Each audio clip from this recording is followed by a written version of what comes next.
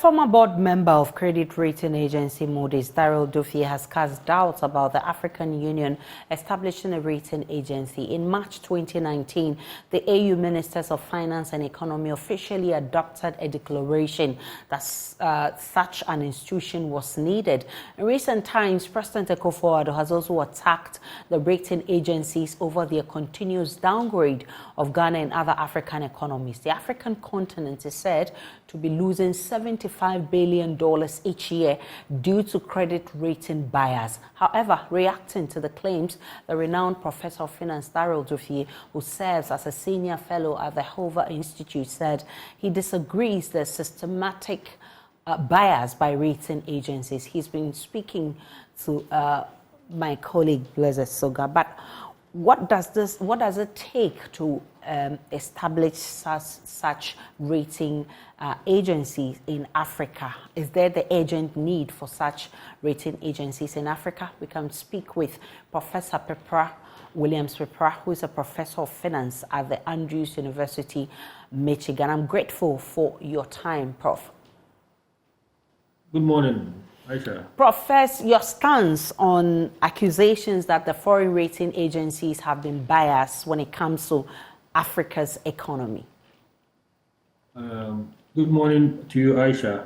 I think the concern has been with the qualitative aspects that affect the ratings of African countries, especially when it comes to the political risk angle.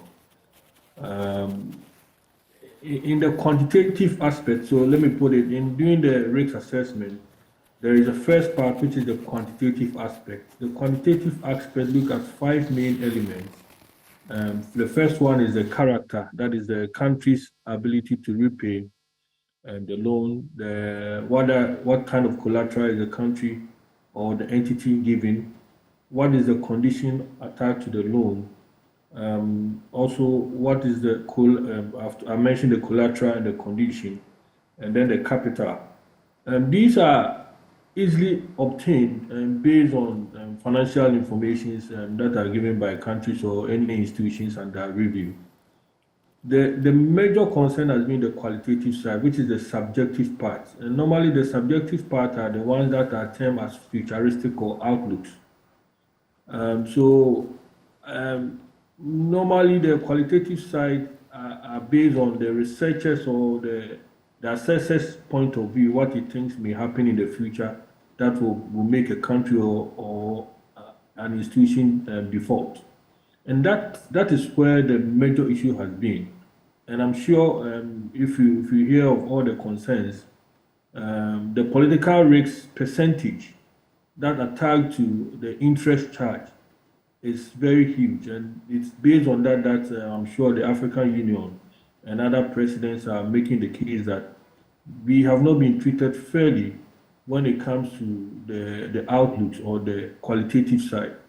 So if you ask my opinion whether it is good for African countries to establish our own, yes, we are ready, and I will support that kind of agenda to have an African ratings credit organization. What may happen is that we may have to align our rating scores with the international rating scores or international rating agencies that exist. And then in the basket or the percentages attached to each of the rating factors, Africans may come out with our own rating factors.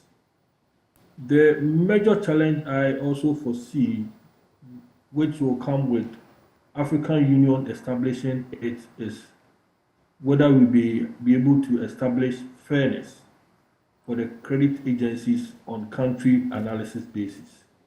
Because if it is owned by African Union, such entities may seem not to be partial. So that is where this issue will come in. So these are my assertions for based on your question. Is this something that is feasible, considering that in Africa we've had challenges of investing in research? I mean, it's something that we can do, because already we have the human capital. most of the ratings agencies in the world already have, if you visit those entities, there are experienced, well-qualified Africans already in these institutions working.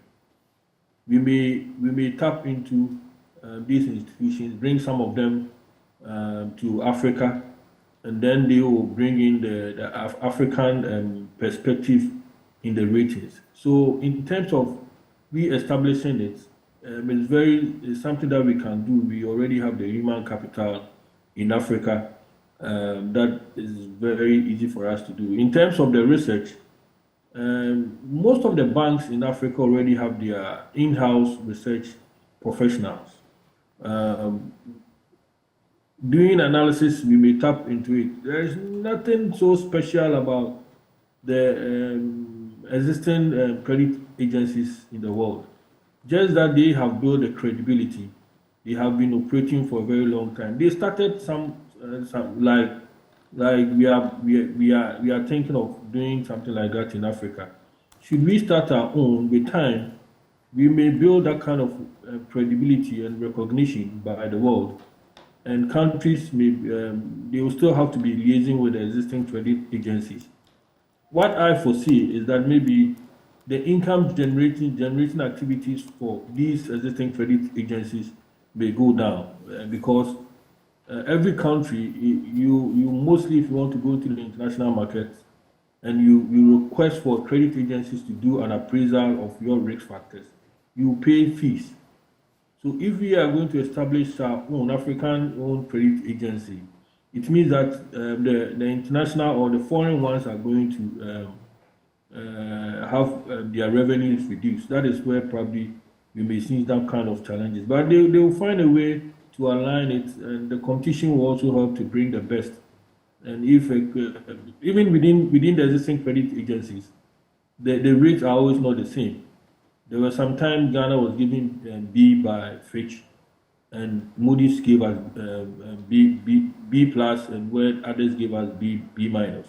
So these are some of the things that we really need to work on. And with time, the African one will be able to stand and match the existing ones. We need an agency that really understands our context.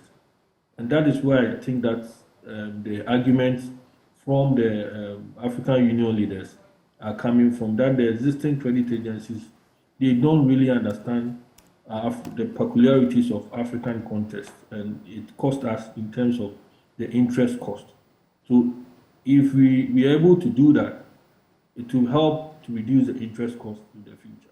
Prof, I'm grateful for your time. Prof. Williams Price, Professor of Finance at the Andrews University in Michigan.